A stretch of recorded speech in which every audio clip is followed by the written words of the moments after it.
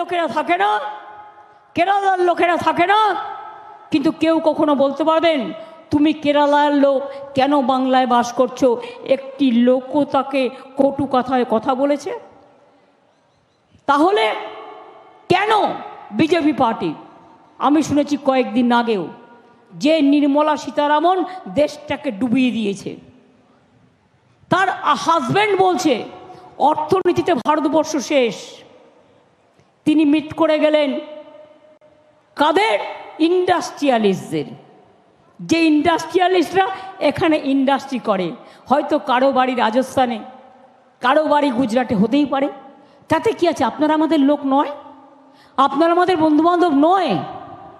बिहारी भाई बहनेरा, क्या आप लोग जब इधर में छठ पूजा बनाते हैं, हम आपको पूजा में छुट्टी नहीं देते हैं, हम घाट में नहीं जाते हैं, हम लिट्टी नहीं खाते हैं?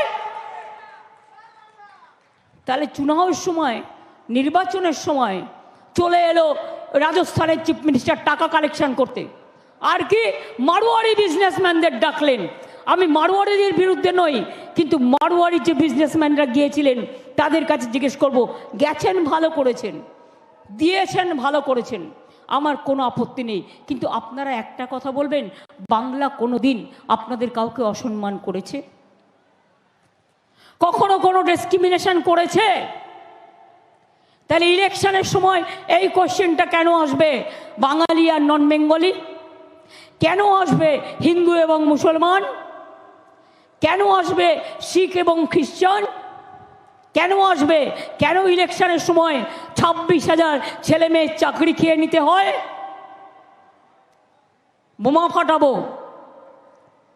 26,000 ছেলে মেয়ের চাকরি খেয়ে নিয়ে ভেবেছিল এই ছেলে মেয়েগুলোকে তাদের ভবিষ্যৎ 12টা বাজিয়ে দেবে। শুনুন, আমি মানুষের দুঃখে যতটা পারি থাকি, কিন্তু মানুষ যদি বিপদে পড়ে আমি 24 ঘন্টা তার সাথে থাকি। তার কারণ আমরা মনে করেছিলাম, সেদিনই আমি বলেছিলাম এটা আমি হতে দেব না, এবং আমরা কৃতজ্ঞ সুপ্রিম কোর্টের কাছে, তারা রায়টা ঠিক মতো দিয়েছেন। কয়েকজন বসে আছে বেরিয়েই বলছে আমি আরএসএস করি, আমি ধন্য। জানা কর না আরএসএস, কে বারণ করেছে? কে বারণ করেছে? তুমি আরএসএস করো না এসএস করো না বিএসএস করো, তুমি চুলোর দুয়ারে যাও, আমার তো কোনো যায় আসে না।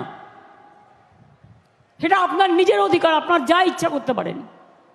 কিন্তু তাই বলে হঠাৎ করে বললেন, জাজমেন্ট দিয়ে দিলেন একজন, 15 লক্ষ ওবিসি সার্টিফিকেট ক্যান্সেল। না, হবে না, সার্টিফিকেট থাকবে। এখন সামার চলছে কোর্টে, ছুটি, গরমের ছুটি পড়বে, গরমের ছুটি শেষ হয়ে গেলে আমরা উচ্চ আদালতে যাব।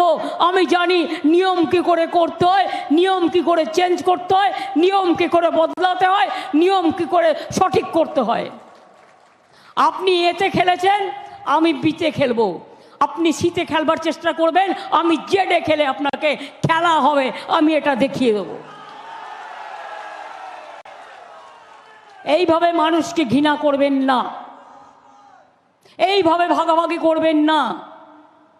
ওবিসির মধ্যে তো সবাই আছে, হিন্দু আছে, মুসলমান আছে, তপশিলি আছে, আদিবাসী আছে, সংখ্যালঘু আছে, সবাই আছে, সবাই থাকবে, অসুবিধার কি আছে? আসল কারণটা কি জানেন? কদিন ধরে শুনতে পাচ্ছেন আমাদের মাননীয় প্রধানমন্ত্রীজি একটি কথা বলছেন, মুসলিমরা তপশিলিদের রিজার্ভেশন কেড়ে নেবে। বলছেন কি বলেছে? বলেননি? কতবার বলেছেন? এটা কি কখনো হয়? কোন মুসলিম কোন তপশিলি রিজার্ভেশন কেড়ে নিতে পারে? आपका अधिकार कोई आदमी छीन सकता है, किसी का अधिकार और किसी ने छीन सकता है? नहीं कर सकता है। लेकिन अगर कोई झूठा कहे तो उसको कौवा काटे। अगर कोई झूठा बात कहे, झूठा कहानी कहे, तो इसको क्या कहा जाता है? इसको जुमलाबाज कहना जाता है, इसको भावताबाज बोली আমরা, ধান্দাবাজ বলি আমরা, দাঙ্গাবাজ বলি আমরা। বাংলা কি ছিল আর কি হয়েছে আমি নতুন করে বলবো না, কলকাতায় কি ছিল আর কি হয়েছে আমি নতুন করে বলবো না। শুধু একটা কথা বলি, মনে করে দিই, মনে আছে লোডশেডিংয়ের সরকার আর নেই দরকার, প্রতিদিন আলোচনা করতেন। আপনারা জানেন সব জায়গায় পানীয় জলে ট্যাক্স নেয়, একমাত্র বাংলায় আমি নিতে দিই না। বাংলায় লক্ষ্মীর ভাণ্ডার থেকে শুরু করে, রূপশ্রী থেকে শুরু করে, ঐক্যশ্রী থেকে শুরু করে, শিক্ষাশ্রী থেকে শুরু করে, কন্যাশ্রী থেকে শুরু করে, বিনা পয়সায় রেশন থেকে শুরু করে, 5 লাখ টাকা স্বাস্থ্যসাথীর কাছ থেকে কি নেই বলুন, কে পায় না? সবাইকে করে দেওয়া আছে। 67টা স্কিম আছে, সারা পৃথিবীর অনন্য নজির বাংলা তৈরি করেছে। এটা আমার কৃতিত্ব নয়, এই কৃতিত্বটা বাংলার মা ভাই বোনেদের, বাংলার মানুষের।